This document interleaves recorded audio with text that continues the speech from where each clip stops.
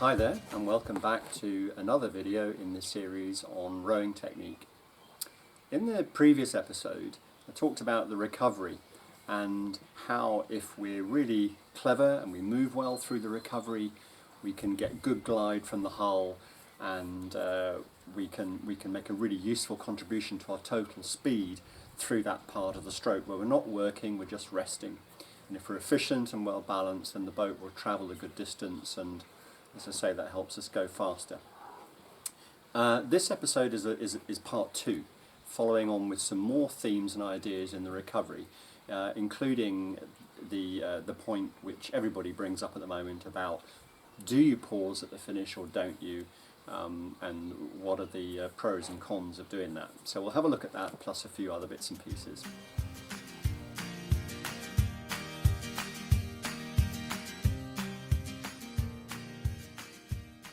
See, this time I'm on a dynamic ergometer, which is quite helpful when we're talking about some of these recovery movements because it behaves a little bit more like a boat.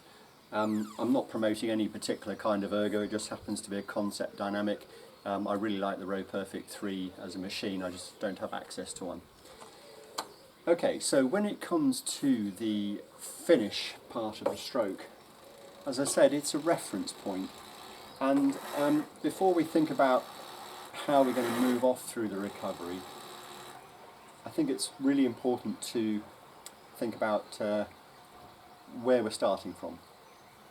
So in this position here, when we've completed our stroke, the first thing I think is really worth making is that in terms of movement, everything is relatively still and stationary, so we get a sense of our timing for the stroke from this position. We think of the mass of the boat, the mass of the rower, and the mass of the oar. We've got three masses. The finish part of the stroke,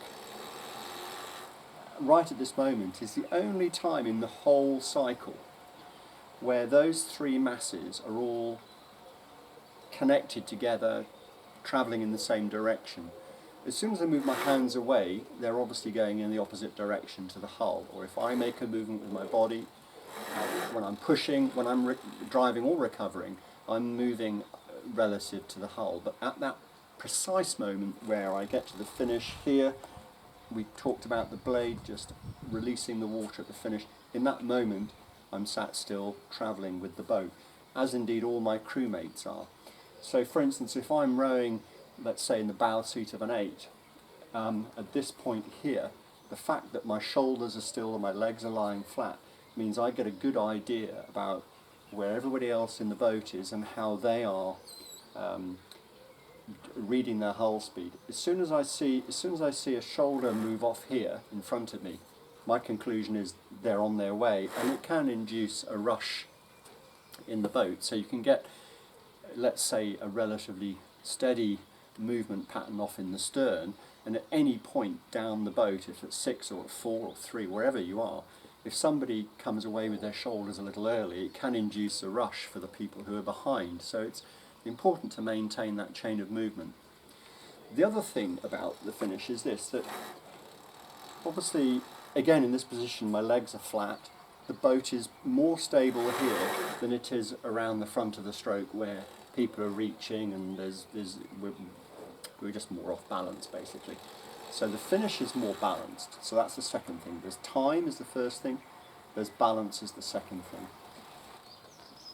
And the third thing is that everything is visible. I can see my spoon, I can see my feet, and I'm not moving on my seat.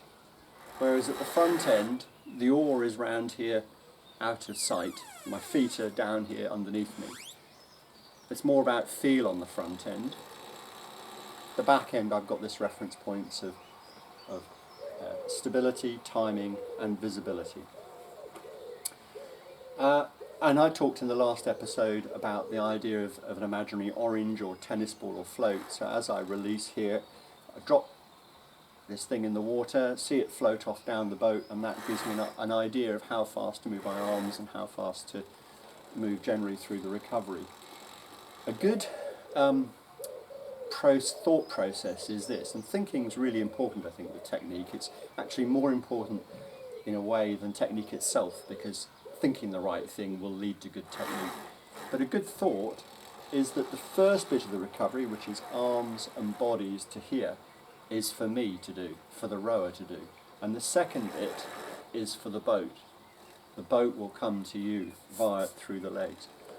So if I row, so this bit is for me, this bit's for the boat. This bit's for me, this bit's for the boat. By thinking of it that way, it means that when I get to quarter slide here, I think as I said last time, I'm basically in my position for my catch for the next stroke. And my shoulders are still, I haven't got any weight going down into the boat. Whereas if I pull myself up the boat, I'm more likely to dip into the front, rush into the front, whatever.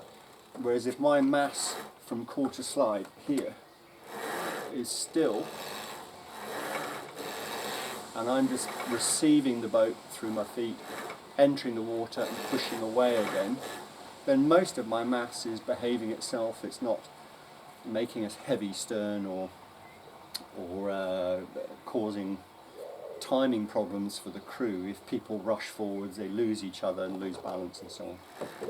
So that's a useful thought, I think. The first half of the recovery is for me, or for the rower. The second half is for the boat. So if you have access to a dynamic rowing machine as opposed to a static one, it's very good for certain drills. Obviously, for doing feet only off the front like this is good for practicing trying to hold yourself tall and get good bracing here in the core, so you're just producing a push here, holding onto the handle, and you actually feel through this exercise it's the core and the lower back which is where you have to concentrate on connecting, and probably is doing the most work really. So good for feet only, and of course you can build out to legs, full legs, and start to think about a rhythm, which we can talk about in another video. So it's good for the front end. It's also good for the back end here, because you get this feeling of how the mass of your trunk is moving across the seat and across the boat. And as you go into this sort of position and unlock the knees, this is where you really release the boat and let the boat go.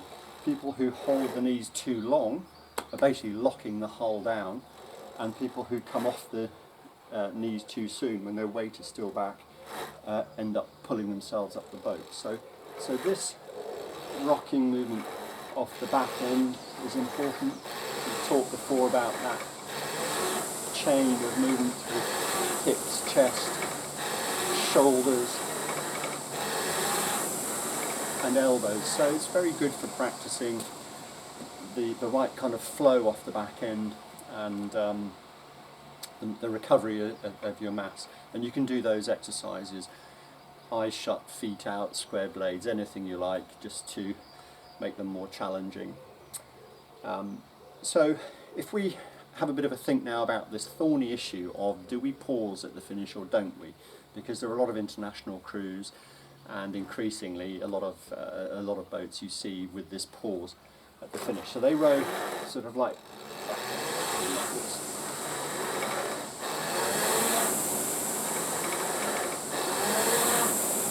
And sometimes with an even longer pause than that.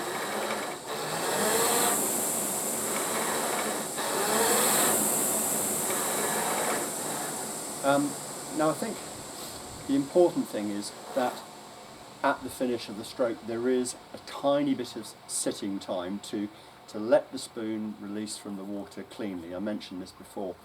So what we don't want to do is rush around the back turn and chase it, because although it's flowing and free moving, it makes it difficult for people behind me to follow where my shoulders are going, and it can instigate a rush.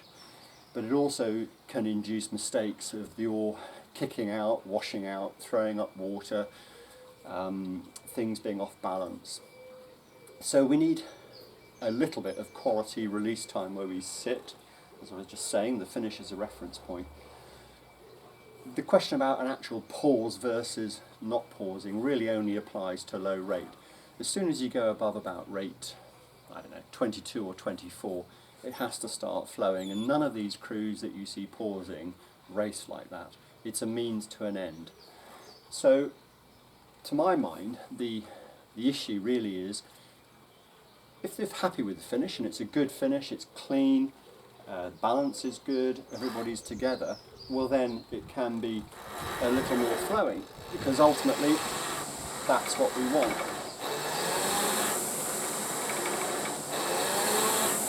There.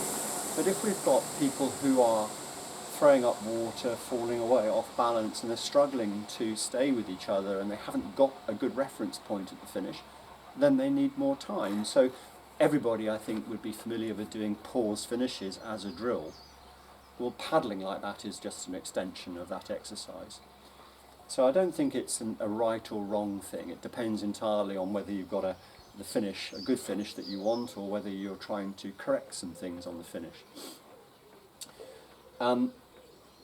In another video I'm going to talk about the amount of time you have in the recovery, because this is also an issue, especially when we come up to race rate.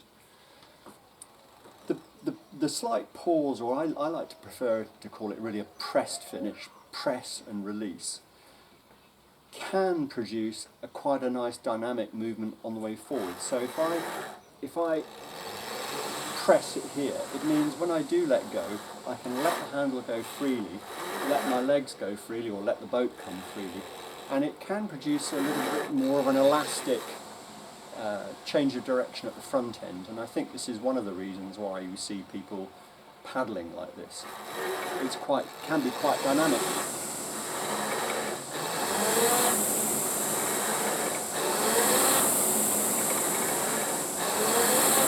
Now that was at rate 22. If I take that pause away,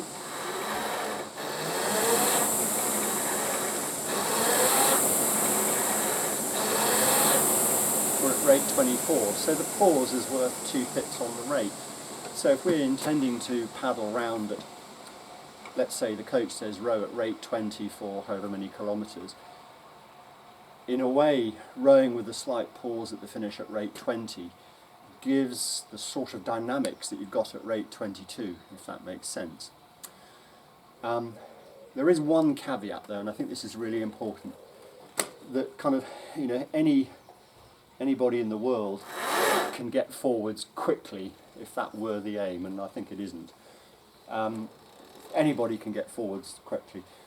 The whole point really is that you get forward, enter the water, and you change direction. So if you are one of these crews that likes to be free in the recovery, here, the important thing is it's not just the recovery to this point, it's the recovery to this point where you actually go through the change of direction and you've got contact with the face of the blade. Because if you pause at the finish, and let's just say then you're quite quick forwards and you pause here, you've sort of got a double negative, because that will put, well, it's just dead weight on the boat and will probably muck up your timing on the front. If you've got a free movement forwards, the whole point is you carry that movement into the water to capture the face of the spoon.